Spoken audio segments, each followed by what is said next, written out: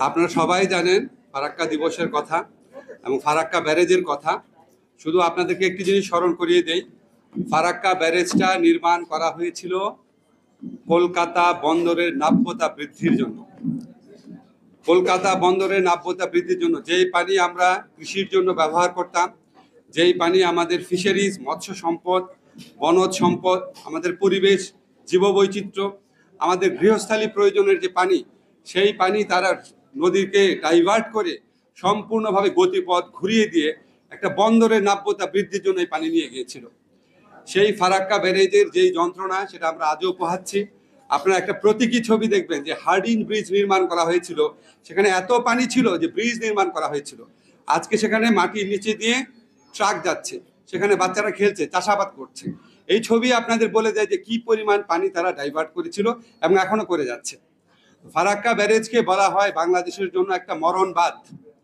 এরকম মরণ বাঁধ একের পর এক তারা আরো প্রায় প্রতিটি নদীতে তৈরি করেছে এবং মরণ বাঁধ শুধু না, বাংলাদেশের জন্য মরণ ফাঁদও তৈরি করেছে ভারত। আপনারা জানেন, জাস্ট কয়েকদিন আগে দেখলাম, আগে তারা সীমান্তে তারা নাকি চোরাচালানকারী তাদেরকে মারত, এখন বাংলাদেশের সীমান্তে ঢুকে ভারতীয় বাহিনী বাংলাদেশের মানুষকে হত্যা করছে, নারীদের হত্যা করছে, শিশুদের হত্যা করছে। আমি মাঝে মাঝে চিন্তা করি, আমাদের এখানে মুক্তিযুদ্ধ করেছেন এরকম অনেকে আছেন এবং পাকিস্তান বিরোধী আন্দোলনে সক্রিয় ছিলেন এবং অনেকে আছেন। আমার কালকে একটা মনে হচ্ছিল যে স্বাধীনতা যুদ্ধের আগে পাকিস্তানি বাহিনী বা পাকিস্তানি রেজিম কতজন বাঙালিকে হত্যা করেছিল, আর শুধু গত 10 বছরে বা গত 15 বছরে ভারতীয় বাহিনী কতজন বাংলাদেশকে হত্যা করেছে। আমাদের একটা স্টাডি হওয়া দরকার। আমার ধারণা, আমি যতটুকু ধারণা করতে পারি, স্বাধীনতা যুদ্ধের আগে পাকিস্তানিরা যেই পরিমাণ বাংলাদেশিকে হত্যা করেছিল বিভিন্ন রাজনৈতিক আন্দোলনের কারণে, কোন রকম উস্কানি রাজনৈতিক আন্দোলন ছাড়াই ভারত বাংলাদেশ ভারত বর্ডারে তার কমপক্ষে 10 থেকে 50 গুণ বেশি মানুষ খুন করেছে। আজকে আমরা যখন পাকিস্তানের শাসনাধীনে ছিলাম, অত্যন্ত যন্ত্রণাদায়ক শাসন ছিল, আমাদেরকে নানাভাবে তারা শোষণ করেছে, আমরা সবাই এটা জানি। আমার প্রশ্ন, যখন আমরা পাকিস্তানি আমলে ছিলাম তখন কতজন পাকিস্তানি এই দেশে চাকরি করত, আর এই স্বাধীন বাংলাদেশে কতজন ভারতীয় এই দেশে চাকরি করে? আমরা পত্রপত্রিকায় পড়ি 26 লাখ ভারতীয় চাকরি করে। বাংলাদেশের ছেলেরা চাকরি পায় না, রাস্তায় রাস্তায় ঘুরছে, আর ভারতে সেখানে চাকরি করছে। স্বাধীনতার পূর্বকালে বাংলাদেশ এই অঞ্চলে যখন নির্বাচন হতো, 70-এর নির্বাচন, সেই নির্বাচনে পাকিস্তানি শাসক গোষ্ঠী কোন রকম হস্তক্ষেপ করে নাই। যদি করতো তাহলে তো বঙ্গবন্ধুর দল এরকম ভূমিধস বিজয় পেত না। আর স্বাধীনতার পরে এই সরকারের আমলে অন্য দেশ থেকে আমাদের নির্বাচনে হস্তক্ষেপ করে বাংলাদেশের মানুষের ভোটাধিকার হরণ করা হয়। আপনারা প্রতিটি ক্ষেত্রে দেখবেন, আমরা পাকিস্তান আমলে পাকিস্তান দ্বারা যতটা নিষ্পেষিত হয়েছি, যতটা অত্যাচারিত হয়েছি, যতটা শোষিত হয়েছি, তার চেয়ে অনেক বেশি এই স্বাধীন দেশে বসে ভারত দ্বারা শোষিত হই, ভারত দ্বারা অত্যাচারিত হই, ভারত দ্বারা আমাদের স্বার্থ ক্ষুণ্ণ হয়। আজকে অত্যন্ত যৌক্তিক কারণে আমরা 1971 সনে পাকিস্তানের বিরুদ্ধে স্বাধীনতার ডাক দিয়েছিলাম বঙ্গবন্ধুর নেতৃত্বে, এবং অত্যন্ত যৌক্তিক কারণে আজকে ভারতের বিরুদ্ধে আমাদের স্বাধীনতার ডাক দিতে হবে, ভারতের বিরুদ্ধে আমাদের সার্বভৌমত্বের ডাক দিতে হবে। এটা শুধুমাত্র নদীর দখলদারিত্ব না, সমস্ত কিছুর ক্ষেত্রে ভারত যেভাবে আমাদের উপর একটা সাম্রাজ্যবাদী একটা আগ্রাসনের থাবা বিস্তার করে আছে তাদের এই তাবেদার সরকারের মাধ্যমে, সেটার বিরুদ্ধে আমাদের সবাইকে সোচ্চার হতে হবে।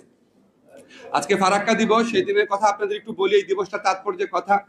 আমি এই বিষয়টার উপর পিএইচডি করেছিলাম। আপনাদের শুধু একটা তথ্য দেই, 1977 সনে ভারত বাংলাদেশের সাথে 5 বছর মেয়াদী একটা চুক্তি করতে বাধ্য হয়েছিল, যেই চুক্তিতে বলা ছিল শুষ্ক মৌসুমে, সবচেয়ে শুষ্ক মৌসুমে, তখন সবচেয়ে শুষ্ক মৌসুমে ফারাক্কা পয়েন্টে আমাদের পানি থাকে 70 থেকে 80 হাজার কিউসেক, ওই সময় থাকতো।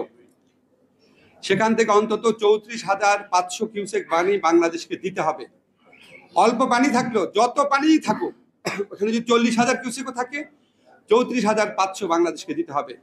এই ধরনের একটা অসাধারণ চুক্তি জিয়াউর রহমান আমলে হয়েছিল, এটাকে আমরা গ্যারান্টি ক্লজ বলতাম। এটা চুক্তি আছে এখনো, আমি কোনো কিছু বানিয়ে বলছি না, সাংবাদিক ভাইরা খুলে দেখবেন যে যেই পরিমাণ পানি থাকুক 34,500 কিউসেক দিতে হবে। কিন্তু এটা জিয়াউর রহমান সাহেবের একক কৃতিত্ব ছিল না, এটা ছিল মাওলানা ভাসানীর ঐতিহাসিক ফারাক্কা মার্চের ফসল। আপনারা জানেন বাংলাদেশের মানুষকে সংগঠিত করে উনি বাংলাদেশ ভারত সীমান্ত পর্যন্ত নিয়ে গিয়েছিলেন, লক্ষ লক্ষ মানুষকে। ওই সময় একটা আনপ্রেসিডেন্টেড ঘটনা ছিল, আন্তর্জাতিক প্রচার মাধ্যমে ব্যাপকভাবে এটার একটা কাভারেজ দেওয়া হয়েছিল। ভারতীয় মিডিয়া এবং রাজনীতিবিদ মহলে এই ঘটনা ব্যাপক প্রতিক্রিয়া সৃষ্টি করেছিল।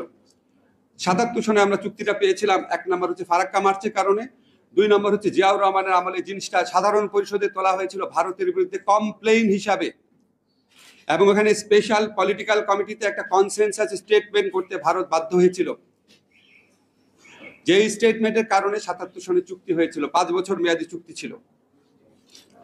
আজকে প্রসঙ্গক্রমে বলি, আপনারা দেখবেন কিছু হলেই, আমার খুব এটা ফানি লাগে, কিছু হলেই সরকারের পক্ষ থেকে জিয়াউর রহমান দায়ী, সমস্ত কিছুর জন্য জিয়াউর রহমান দায়ী। তখন আমার কাছে মনে হয় জিয়াউর রহমান আসলে তাদের কাছে একটা আয়নার মতো, যে আয়নার দিকে তাকালে তারা দেখতে পারে তারা আসলে কত ছোট, কত কুৎসিত, দেশের স্বার্থ রক্ষায় কত ব্যর্থ।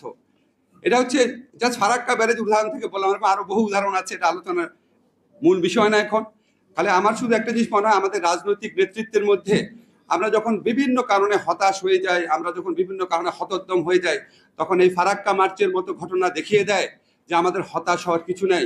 আমরা যদি ঐক্যবদ্ধ হতে পারি, আমরা যদি দৃঢ় প্রতিজ্ঞ হতে পারি, আমরা যদি নিজের দেশপ্রেমের প্রশ্নে যদি সোচ্চার হতে পারি, আমরা ফারাক্কা মার্চের মতো বহু ঘটনা বাংলাদেশের জীবনে ঘটাতে পারবো। সেই দিনের অপেক্ষা আমরা থাকবো। আমরা আশা করব মাওলানা ভাসানী যেই স্বাধীন সার্বভৌম বাংলাদেশের স্বপ্ন দেখতেন, সেই স্বাধীন সার্বভৌম বাংলাদেশ অবশ্যই আমরা একদিন ফিরে পাবো। ধন্যবাদ সবাই।